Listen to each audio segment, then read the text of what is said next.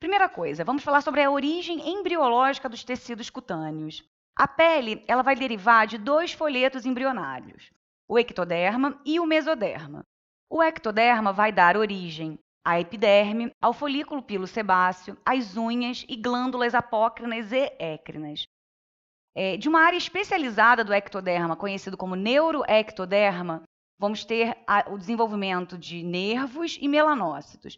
E do mesoderma, a gente vai ter o desenvolvimento da derme e da hipoderme, incluindo vasos, músculos, tecido adiposo, a papila folicular e as fibras elásticas e colágenas. Bom, inicialmente, o embrião ele vai ser recoberto por uma única camada de células ectodérmicas, tá? Então, aqui nessa setinha, eu sinalizei para vocês como isso funciona, tá? Então, é uma camada única de células cuboidais. Em seguida, no início do segundo mês de gravidez, o epitélio ele vai se dividir e vai formar a periderme. A periderme ela vai revestir toda a superfície corporal do embrião. A periderme também é conhecida como epitríquio, então é um sinônimo. Dependendo do livro que a gente pegue, você vai ter periderme ou epitríquio. A periderme ela é uma camada de células achatadas, como a gente pode ver ali na sinalização. Você vê que acima daquela camada azulzinha de células cuboidais, que é o ectoderma, a gente vai ter a derivação da periderme. A partir da proliferação das células da camada basal, a gente ainda vai ter a formação de uma terceira camada, que é conhecida como camada intermediária, que está sinalizada para vocês ali no slide.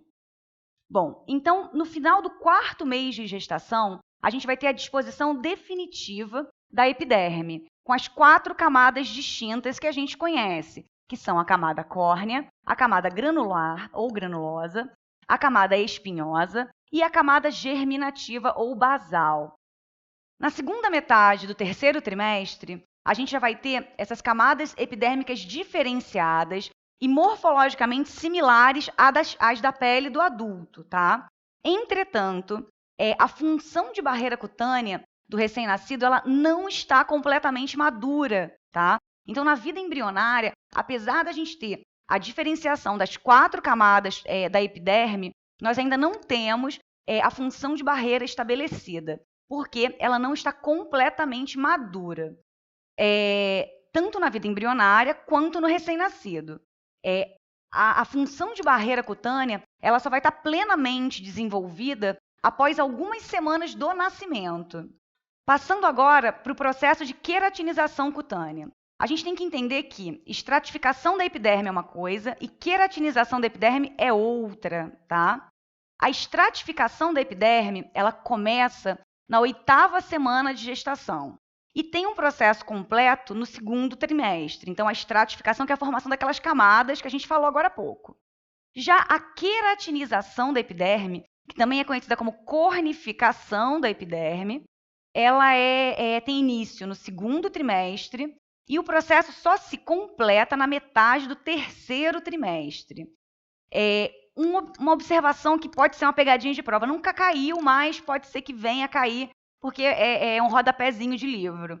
Esse processo de queratinização da epiderme, ele vai acontecer primeiro nas estruturas anexiais e depois ele vai acontecer na epiderme propriamente dita estratificada, recém-formada. Vamos falar agora sobre as células epidérmicas não queratinocíticas. Primeiro, os famosos melanócitos. Os melanócitos, eles estão presentes na epiderme na metade do primeiro trimestre. Porém, eles só serão completamente funcionais no segundo trimestre de gestação. Eles são responsáveis pela produção de melanina, que é a principal responsável na defesa do organismo contra a radiação ultravioleta, tá? A produção de melanina ela só vai ter início no 4º mês de gestação, tá?